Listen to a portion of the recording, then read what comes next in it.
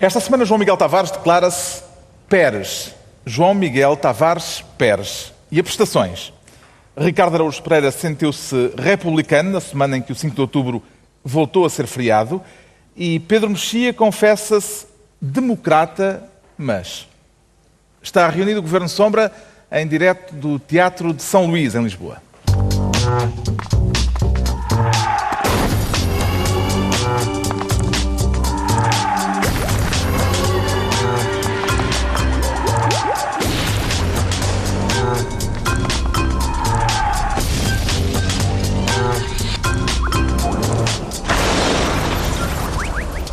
Ora viva, sejam bem-vindos para uma emissão desta vez especial no Teatro de São Luís, em Lisboa. Estamos no encerramento de mais um encontro da Fundação Francisco Manuel dos Santos, encontro anual que normalmente o Governo Sombra tem vindo para fechar um dia de trabalhos. Desta vez, depois de um dia de reflexão que aconteceu aqui neste palco sobre a democracia que temos. Que democracia? Era a pergunta, o título genérico deste encontro, porque a melhor maneira de celebrar a democracia é, evidentemente, questioná-la. E começamos por questionar justamente o sentimento democrático dos elementos do Governo Sombra. Sente-se democrata todos os dias ou há ocasiões em que os seus intuitos democráticos esmorecem um pouco? Ricardo Araújo Pereira. Não, boa tarde. E antes de mais nada, eu queria saudar a ideia de pôr o Vargas Llosa a fazer a nossa primeira parte. Porque vale a pena apostar nesta juventude para que se comece a destacar e assim obtém alguma visibilidade fazendo... Enfim, por contiguidade connosco. Mas eu sou democrata todos os dias. Sou daqueles que... Não tem momentos de desfalecimento? Não tenho, porque vais lá ver. Eu tenho muito apreço. A democracia é um sistema político em que a soberania é exercida pelo povo. E eu gosto muito do povo. Tenho muito apreço pelo conceito povo enquanto conceito teórico.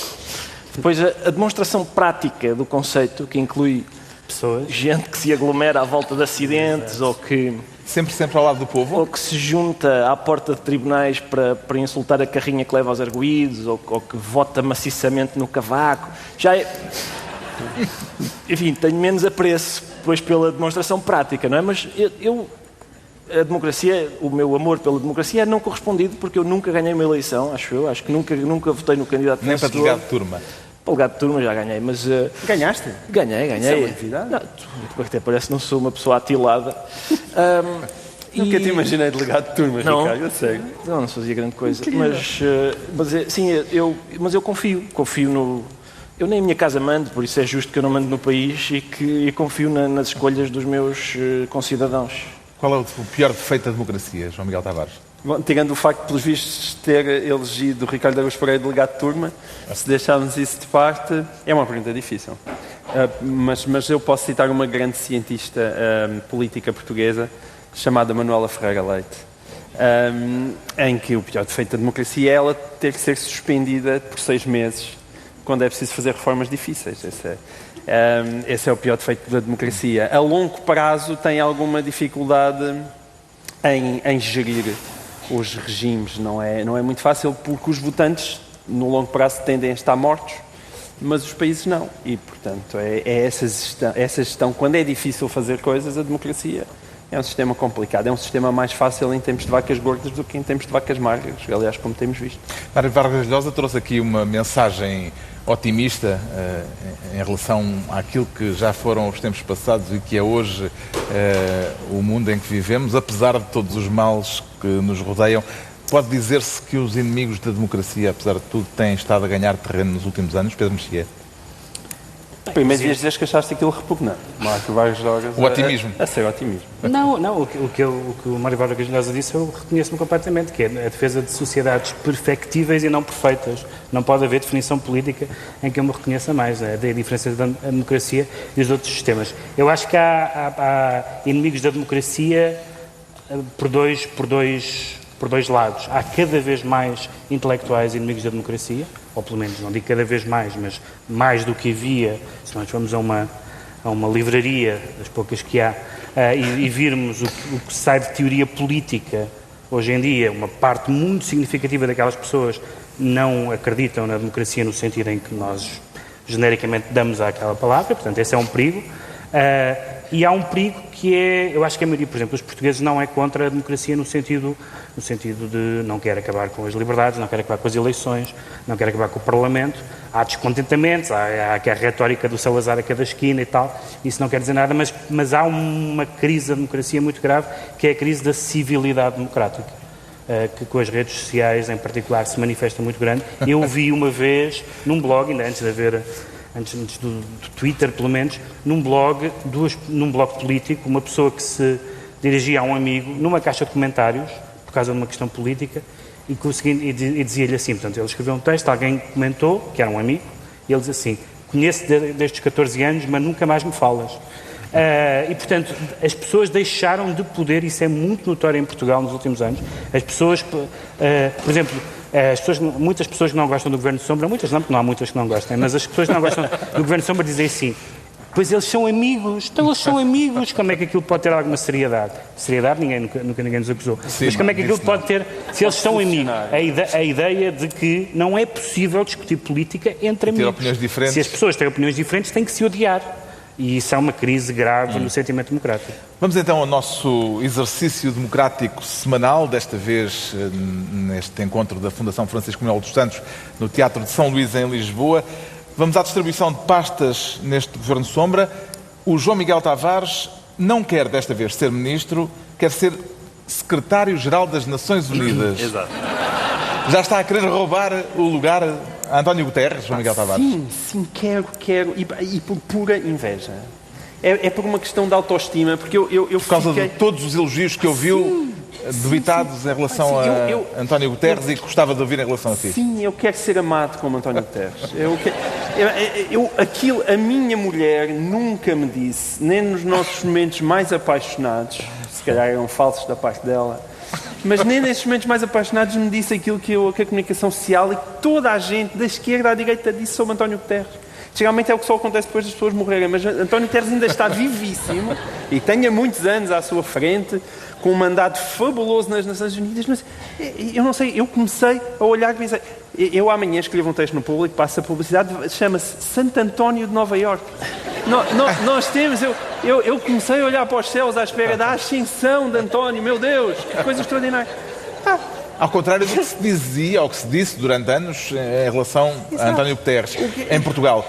Será que isto é a ilustração daquele provérbio de que ninguém é profeta na sua terra? Eu acho que sim, é isso. E é assim, mas, eu fiquei genuinamente... Deixa-me só dizer que, sem prejuízo, eu também agora saio de casa e não passo por uma azinheira sem ver se o Guterres está lá, mas sem prejuízo disso, alguns elogios que eu ouvi são daqueles que alejam, porque havia um colega dele que dizia, nós, enquanto nós íamos de férias, divertir-nos e tal, o Guterres ficava em casa a estudar a matéria do ano seguinte. Eu vi. E isto não é bem um elogio, tendo em conta que no meu tempo, pelo menos, este era o tipo de aluno em quem a gente batia.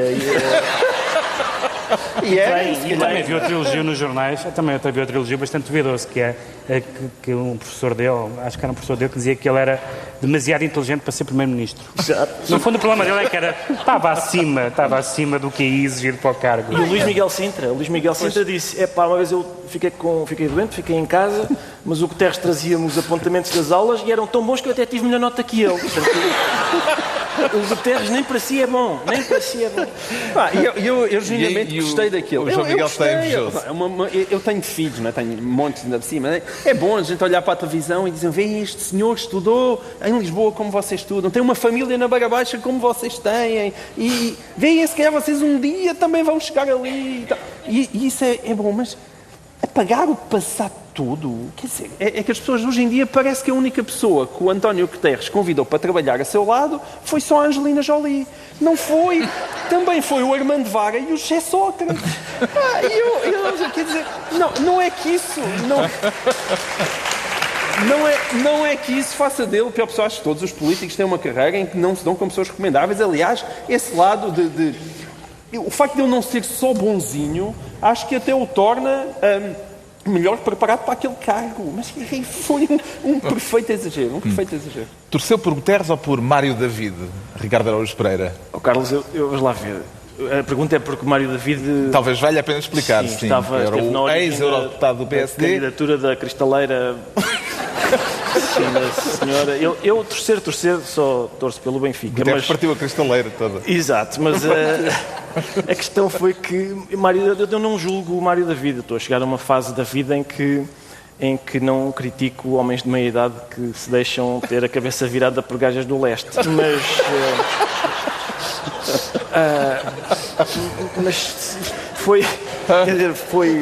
foi interessante. Para já é a ONU que se diz. Ouve-se ONU muitas vezes e é ONU.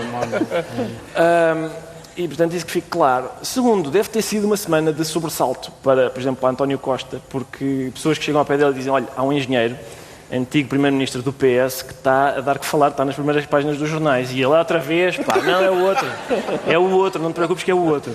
E portanto acaba por ser refrescante uma pessoa que corresponde a essa descrição e que está de facto nas primeiras páginas, mas por bons motivos. Já agora, em relação a isto, convém lembrar como é que o ainda secretário-geral das Nações Unidas anunciou a sua própria chegada ao cargo depois de ter sido eleito, a cantar.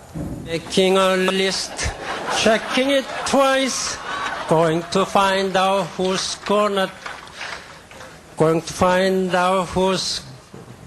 naughty or nice. Ban Ki-moon is coming to town. Sim, não se ouviu aqui, não. Mas esperemos que em casa se tenha ouvido, se não é um momento especialmente interessante da televisão. Pois, de facto. Não, mas era Ban Ki-moon a cantar Ban Ki-moon Santa Claus is coming to town, mas ele próprio Ban Ki-moon is coming to town. Ele substituiu. Esta vozinha é a vozinha... É a voz de Ban Ki-moon, sim. Coreana? Isso é coreano? E sim, eu espero, para bem da humanidade, que Guterres não cante... Que canção é que António Guterres pode levar para Nova Iorque? Não tenho a certeza. Para acompanhar esta é sobre esta tradição criada por Ban Ki-moon. É uma tradição recente, mas pronto, vamos... Exato, vamos imaginar que tradição. É uma... Não, Ban Ki-moon compara-se ao Pai Natal nesta cantiguinha, e eu nunca toquei em António Guterres, mas parece uma figura... Nunca toquei. Parece uma figura, digamos, de consistência... Estás a verbalizar? Eu diria de consistência gelatinosa. E, portanto, o Pai Natal assentava-lhe bem. Talvez a Fada dos Dentes lhe assente melhor, porque ele vai... Mas há alguma canção com a Fada dos Dentes? Acho que não. Mas eu tenho dois amores. Não, a questão é que ele vai, como vai mediar conflitos, e é muito frequente em conflitos as pessoas perderem dentes, a Fada dos Dentes era útil neste caso para, ao menos, dar uns tostões às pessoas que ficam sem eles. E quais são os dois amores, João Miguel Tavares? Sei lá, a morena podia ser a Angelina e a loura passava a cabelo prateado e podia ser o Zé Sócrates, sei lá. E era para saber para qual deles é que caía, era só por causa disso. Tu tens Sócrates, pim, 2 vezes. Está a contar. Se haver uma senhora sabes que eu tenho, são apostas que se fazem lá. Eu juntamente com os resultados da Liga Inglesa, é quantas vezes eu digo José Sócrates no programa de Benção. 3. Qual, eu acho? Bom, neste momento estou a ganhar 20 euros. A expectativa entusiástica que se gerou em Portugal depois de saber que António Guterres tinha sido escolhido para secretário-geral das Nações Unidas é uma expectativa razoável, Pedro Mexia? Ou haverá já quem esteja a imaginar que ele é capaz até de fazer milagres? Bem, duas coisas. Em primeiro lugar, quando se pensa no António Guterres, agora pensa sempre no nome de Hollywood, que é Angelina Jolie. Mas o nome certo é Sofia Coppola. Porquê? Sofia Coppola apareceu num dos padrinhos. Ou Coppola, enfim, Coppola em português. Eu continuo a portuguesar porque é mais bonito. A Sofia apareceu num filme do pai, como atriz. E toda a gente disse, que horror, esta senhora não vai a lado nenhum. E não foi. Mas depois passou a realizar, e é uma grande realizadora. António Guterres, como primeiro-ministro, não deixou marcas inolvidáveis, embora tenha feito algumas políticas sociais importantes, mas sentia-se sempre que ele não tinha a capacidade de liderar, de dar uma coisa na mesa, de tomar decisões, essas coisas todas. Nas Nações Unidas, todos os defeitos dele são qualidades, ou todas as qualidades dele são úteis. Ou seja, o lado de ser conciliador, alguns são qualidades mesmo, cosmopolita, etc. O facto de ser conciliador, moderado, etc., tudo isso é bom. Agora, é importante também que não importa só as qualidades dele, é importante primeiro pensar no historial desses grandes secretários-gerais das Nações Unidas, que foram todos aqueles que eu me lembro. Não só Ban Ki-moon, que realmente foi um grau de... Eu não conheço ninguém que saiba dizer 2 frases sobre Ban Ki-moon. Ninguém. O que é que achas de Ban Ki-moon? Nada. Bem, sei que há uma certa opacidade oriental que às vezes nos... Mas não é só isso. Mas os secretários-gerais das Nações Unidas, desde que eu nasci, foram Kurt Waldheim, Say No More, foi, portanto, o senhor com um passado nazi, Pérez de Coelhar, o Boutros Ghali, o Kofi Annan, Morgan Freeman, exato. Nenhum deles se notabilizou propriamente por deixar uma marca colossal na história da... Isso era antes, mas agora vai ser incrível. Porquê? Mas porquê? Porque... Nenhum deles era santo. Porque ninguém é Ayrton Senna num calhambeque, não é? E a ONU é um calhambeque. A ONU tem, desde logo tem um Conselho de Segurança que implica que nenhuma, e que se calhar tem que ter, não estou a dizer que não pudesse não ter, mas tem um Conselho de Segurança que implica que nenhuma das potências, ou pelo menos das potências que aí têm assento, são diretamente implicadas em nenhuma decisão. E depois, presidir ao direito internacional, que é, mais ou menos, com algumas exceções, um direito sem sanção, ou, em alguns casos, sem sanção eficaz, é uma coisa da ordem da boa vontade, é útil que exista, mais vale haver Nações Unidas que não haver Nações Unidas, mas por mais qualificado, eu acho que é um caso de alguém que encontrou a sua vocação, mas não se pode esperar que vá fazer uma grande diferença no mundo, só por uma razão, porque ele vai se sentar, abre o computador, no primeiro dia de trabalho aparecem Síria, refugiados, Rússia, não sei como é que se faz isso. Médio Oriente, que é uma coisa que, como se sabe, tem uma resolução que num mandato resolve-se isso, as questões do Médio Oriente. Como é que António Guterres pode ser? Em alguns casos ele tem um know-how, caso dos refugiados, nas políticas europeias e nas políticas com democracias ele pode ser uma mais-valia. Não faço ideia se na Síria será uma diferença gigantesca. Fica essa frase, ninguém é Ayrton Senna num calhambeque. O João Miguel Tavares fica então fica secretário-geral das Nações Unidas, não é ministro esta semana. Agora o Ricardo Araújo Pereira pretende ser ministro do balanço. Positivo ou negativo, Ricardo Araújo Pereira? Acho que é ligeiramente mais ou menos. Ligeiramente? Sim. É ministro do balanço porque passou esta semana um ano que tomou posse a chamada geringonça. Exatamente. Ao fim de um ano, quer dar notas ao desempenho do governo de António Costa? Daria um sólido 11. Porque bem bom, não é? Um ano. Vai ter de ir ao oral. Mas eu ainda me lembro do... Quer dizer, eu aliás até apontei, por exemplo, Paulo Portas profetizou a queda da geringonça rapidamente, dizendo não nos venha depois pedir socorro. E nós pensávamos que não venha depois pedir socorro porque não adianta, nós não vamos perdoar isto, e afinal era porque não venha depois pedir socorro porque eu para a semana estou na moto em Gil e já tenho coisas combinadas. Portas caiu mais depressa do que o Governo. Já pediram socorro no Parlamento algumas vezes. Certo, mas os profetas da queda do Governo caíram mais rapidamente do que o Governo, a maior parte deles. Depois, ninguém quer que ele caia. Por exemplo, Portas disse ainda, os portugueses estão horrorizados e angustiados, coisa que as sondagens não têm confirmado. Tanto Lobo Xavier como Azeredo Lopes, que é hoje ministro deste governo, disseram, não, isto é má ideia, porque a esquerda é um saco de gatos. O próprio ministro deste governo disse, não, isto é um saco de gatos. O quê? Para ir para onde? Quero. E, portanto, eu acho que, sinceramente... Acreditou em outubro do ano passado que a solução de governo à esquerda era para durar, Pedro Mexia? Não acredito. Imaginem, por exemplo, nós vamos ter, porque para durar a legislatura, acho que não vai durar a legislatura, não sei. Mas imaginem que nós, neste programa, por exemplo, agora, como acontece às vezes, antes do programa ou depois do programa, alguém diz, posso tirar uma fotografia? E nós dizemos sim, mas nunca estamos os 4.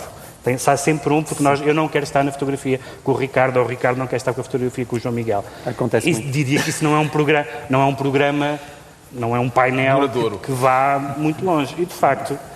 neste momento, o mais problemático não é a relação do PS com cada um dos seus parceiros parlamentares, mas é a relação entre o PC e o Bloco. Todas as semanas há picardias que incluem bocas, coisas no Twitter, provérbios do, como é que é, juntar com o bico, como é que é? Juntar com as patas. Espalhar com as patas e... Não, juntar com o bico, uns juntam com o bico e outros espalham com as patas. Também podia ser espalhar com as patas e juntar com o bico. Não, obviamente, é espalhar com o bico e juntar traga a com as música da patas. frase, respeitem os provérbios hortofrutícolas.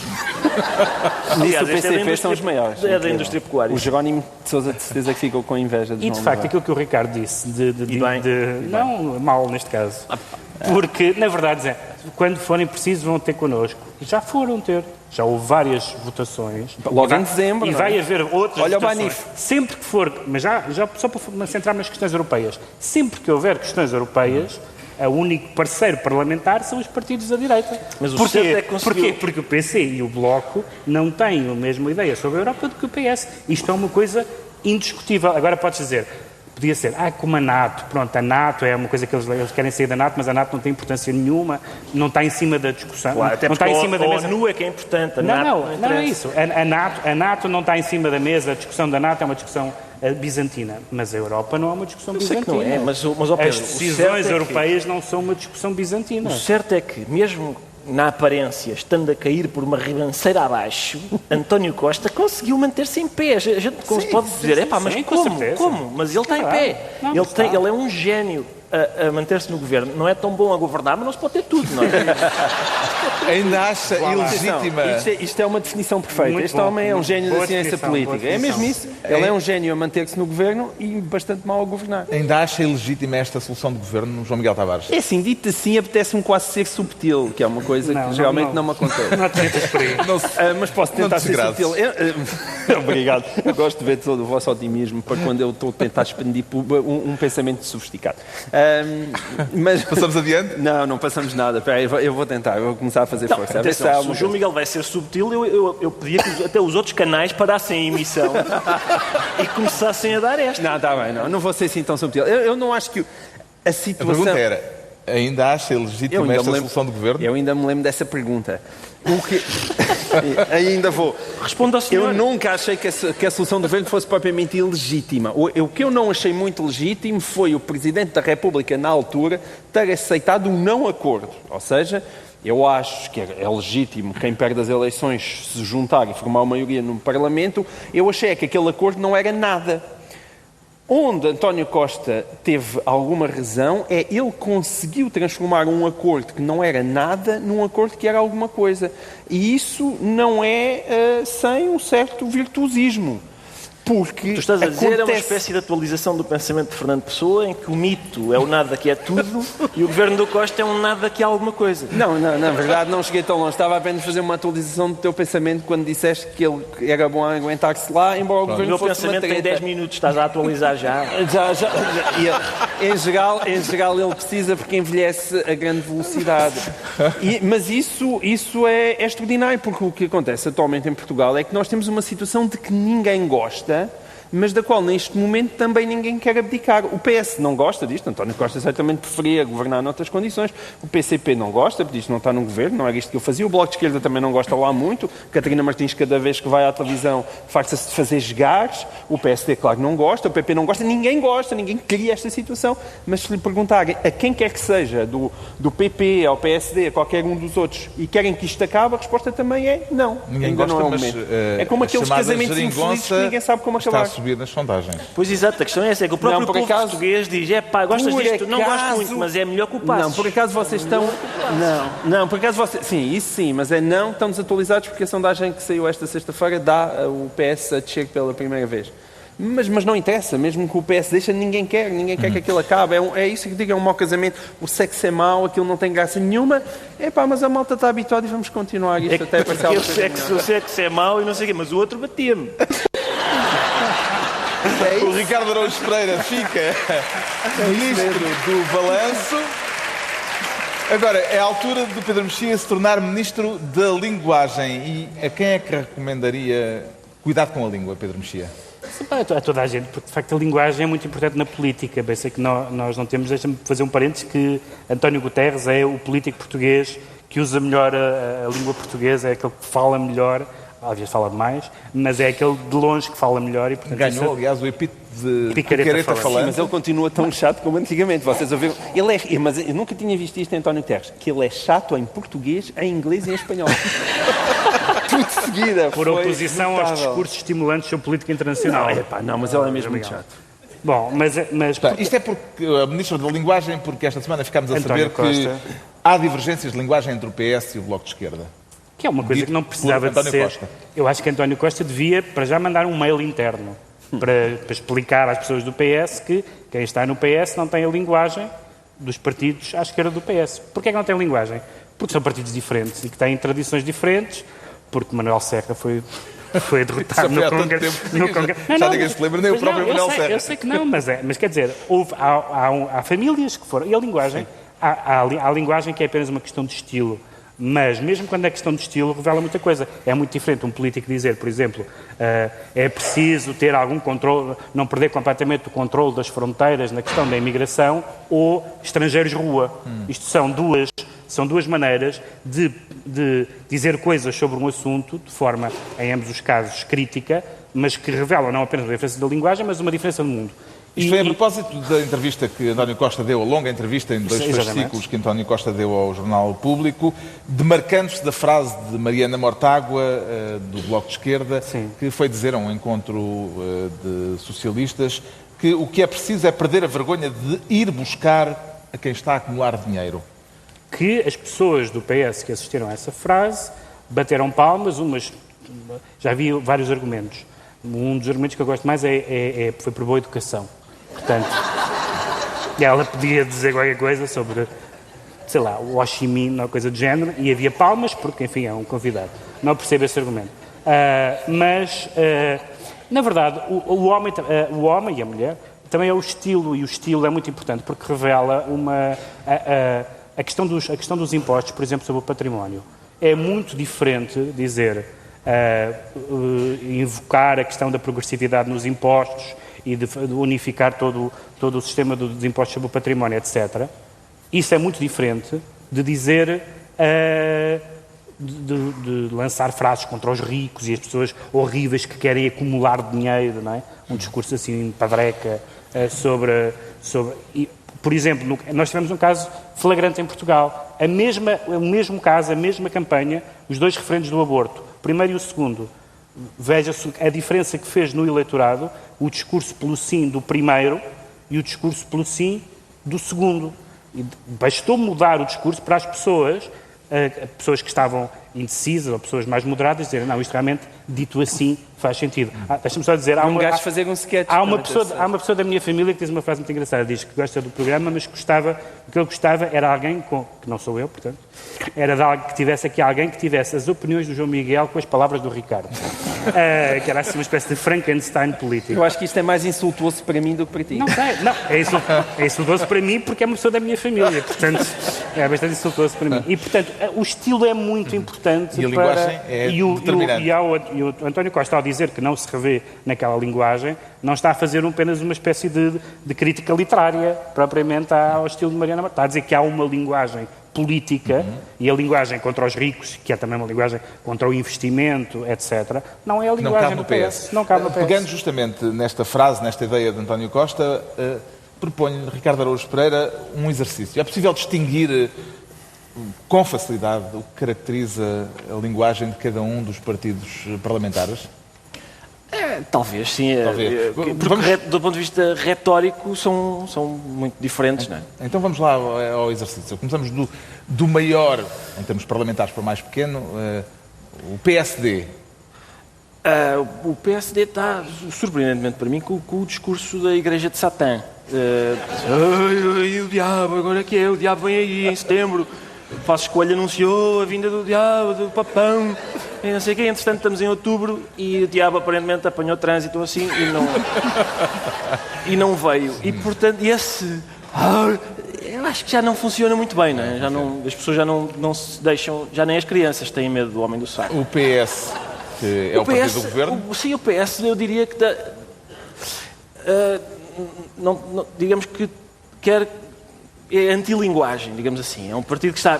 não digas isso sobre os impostos. Não faz sentido. Está calado. Não irrita o PCP. Sócrates, não tens mais entrevistas, faz favor.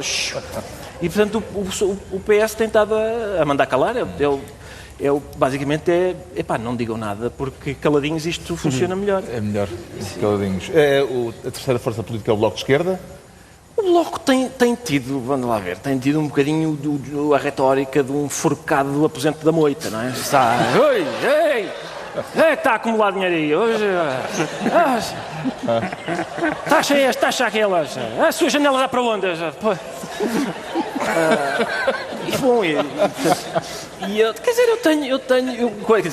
Eu à vinda para cá tenho simpatia pela ideia de taxar mais as pessoas que acumulam dinheiro, mas entretanto fiz uma sondagem rápida na primeira fila e...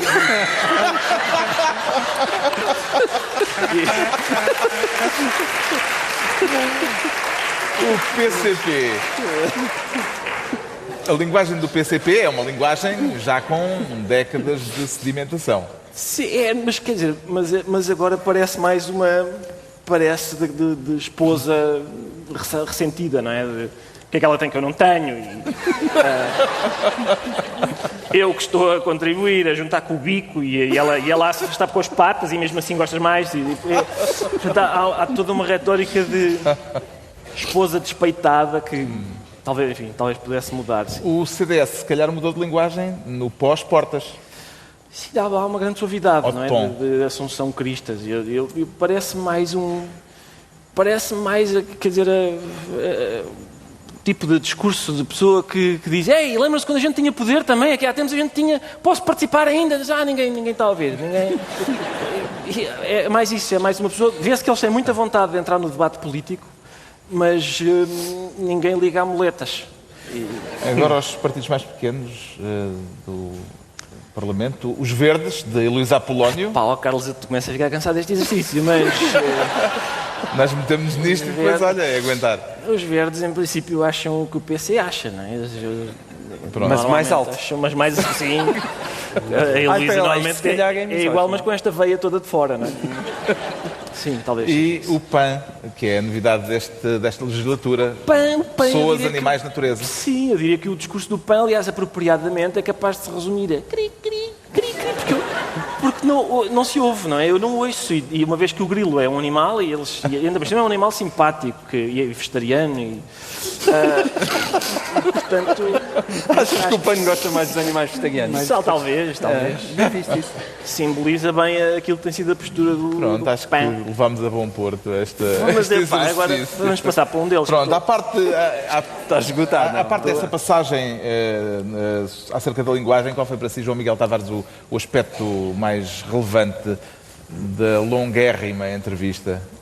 A minha frase favorita é: o país tem de fazer escolhas. É muito engraçado isso, porque foi a introdução ao anúncio de provavelmente mais um imposto indireto. Fala-se do Fat Tax, que é para basicamente ajudar-nos a todos a baixar a barriga aqui, e portanto todos nós, pelos vistos, só o tipo que tem mais dinheiro é o que não vai pagar, o que mostra logo a justiça deste imposto, não é? É para taxar as bebidas açucaradas, e vamos lá ver se não acaba também na fast food e tudo isso. Mas é muito engraçado ele utilizar a expressão: o país tem de fazer escolhas, porque o país tem de fazer escolhas só porque o governo só faz sempre a mesma escolha, que é: há um buraco sempre no Orçamento de Estado, e a única maneira que nós temos de o tapar é com mais impostos. E é preciso uma grande lata. Lá está de António Costa: o país tem de fazer escolhas. Porquê? Porque ele não faz nenhuma. Porque a dele é sempre igual. O Pedro Mexia fica assim, Ministro da Linguagem. Estão entregues as pastas ministeriais por esta semana, nesta emissão especial do Governo Sombra, feita a partir do Teatro Municipal de São Luís, em Lisboa, no encerramento do encontro da Fundação Francisco Manuel dos Santos. Agora vamos analisar, e tem que ser relativamente breve porque já me estão aqui a separar ao ouvido, estamos a ter pouco tempo, é verdade. Vamos analisar porque é que o Ricardo Araújo Pereira esta semana se sentiu republicano. Não foi por causa do busto da República? Mas ajuda, sim. O facto de o 5 de outubro ter voltado a ser feriado também contribuiu? Contribuiu, sim senhor, contribuiu, e contribuiu sobretudo o facto de... Quer dizer, é uma das coisas que me tem causado mais perplexidade, que é realmente... Não é perplexidade, é aquilo que eu previa. É muito fácil para o professor Marcelo suceder ao Cavaco. Gostou do discurso do ex-presidente da Fundação da Casa de Bragança? Acho que ele esteve muito bem. O ex-presidente da Fundação Casa de Bragança e atual presidente da República esteve muito bem. E esteve muito bem, repare, ele não estava a fazer muito para estar melhor do que o Cavaco no ano passado. Primeiro, compareceu às cerimónias do 5 de outubro, esteve presente. Segundo, içou a bandeira com os castelos direitos. Os castelos estavam, de facto, com as ameias para cima e a base para baixo. Bravo! Depois, enfim, eu gostei, por exemplo, o discurso. Um discurso que ele conseguiu. O discurso, para mim, é o mais impressionante, porque ele consegue fazer um discurso que diz, eu até apontei, ele consegue fazer um discurso que diz, é bom que aqueles que exercem o poder deem o exemplo, temos tido casos a mais de princípios vividos de menos, e o partido de Miguel Relvas, Cavaco e Durão Barroso disse, muito bom, é isto mesmo, têm sido casos a mais de princípios vividos a menos. E o partido de Sócrates e Armando Vara também disse, opa, sem tirar nem pôr, mas sem tirar nem pôr, é isto mesmo. E o partido de Paulo Portas e Jacinto Leite de Capelo Rego, igual. Tem razão o Sr. Presidente, tem razão, quando para aí uma bandidagem. Por isso eu fiquei... Apreciou. Um dos momentos-chave do discurso do Presidente da República foi quando ele deixou uma pergunta. Por que razão, questionou Marcelo, os portugueses desconfiam da política, dos políticos, das instituições, escolhem a abstenção, o distanciamento crítico ou o alheamento cético? Sabe a resposta? Sim, ele deu a resposta a seguir. Era isto do exemplo de casos a mais de princípios vividos a menos. Eu sinceramente, eu gostei de tudo e até... Eu gostei sobretudo quando ele disse... entre outras coisas, que o facto de 5 de outubro ser feriado era justo e pedagógico. E portanto, gostei que de um ano para o outro, finalmente alguém diga que é justo e pedagógico, não é uma maneira do PIB crescer, porque as pessoas estavam todas à espera de 5 de outubro para trabalhar a sério. Quanta da sua produtividade, João Miguel Tavares, é que ficou prejudicada pelo regresso ao feriado neste 5 de outubro? Eu sou um dos, provavelmente, poucos portugueses, somos cada vez menos, em que cada vez que há um feriado eu trabalho muito mais. Eu estou sempre a dizer que esteja a trabalhar, porque nos feriados é quando vêm as crianças todas lá para casa e aquilo torna-se impossível. E, portanto, eu sou contra os feriados exatamente por causa disso.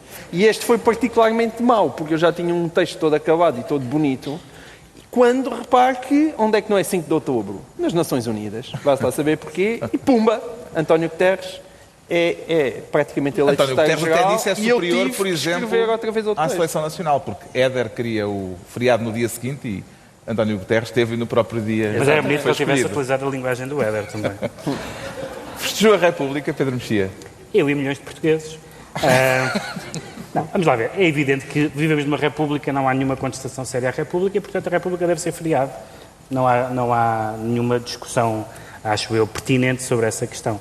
Agora, festejar a República, as pessoas que festejam a República ou estavam na rotunda em 1910, ou são pessoas que usam, digamos, avental fora da cozinha, não é? São os dois grupos que... O resto, pronto, vivemos da República, é o regime em que vivemos. É como a democracia, vivemos em democracia, ainda bem. Os republicanos que eu conheço festejam no íntimo, mas com muita intensidade. E, portanto... Está esclarecido porque é que o Ricardo Araújo Pereira se declara republicano. Quanto ao João Miguel Tavares, sente-se Pérez de coelhar?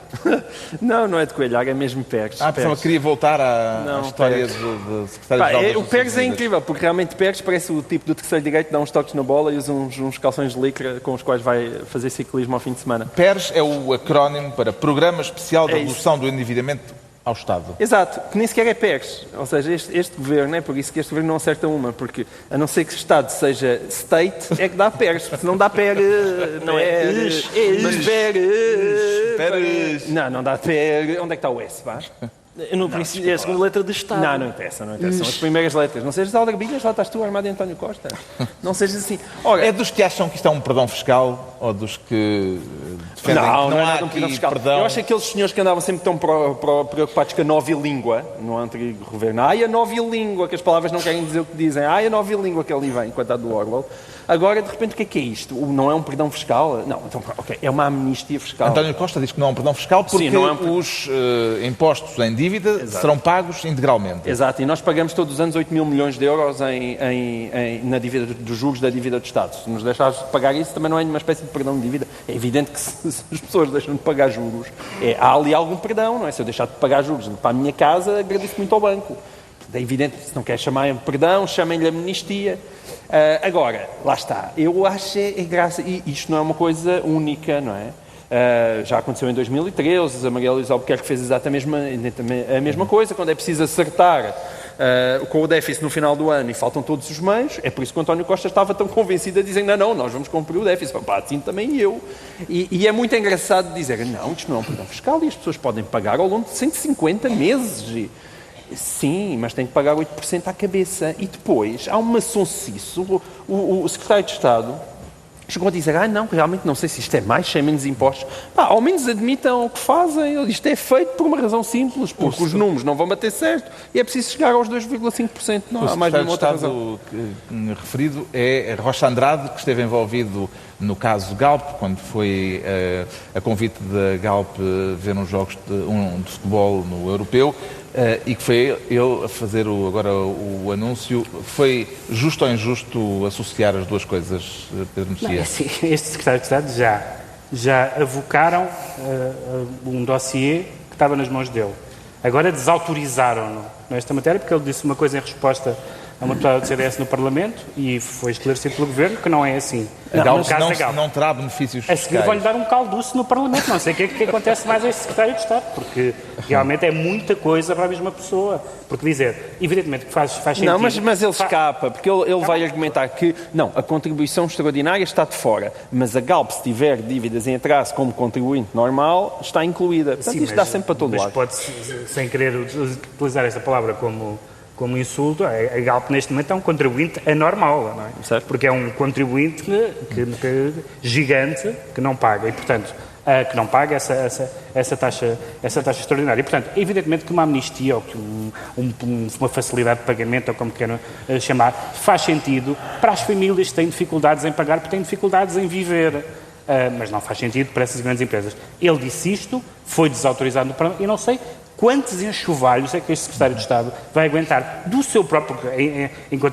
aguentar enxovalhos da oposição é normal.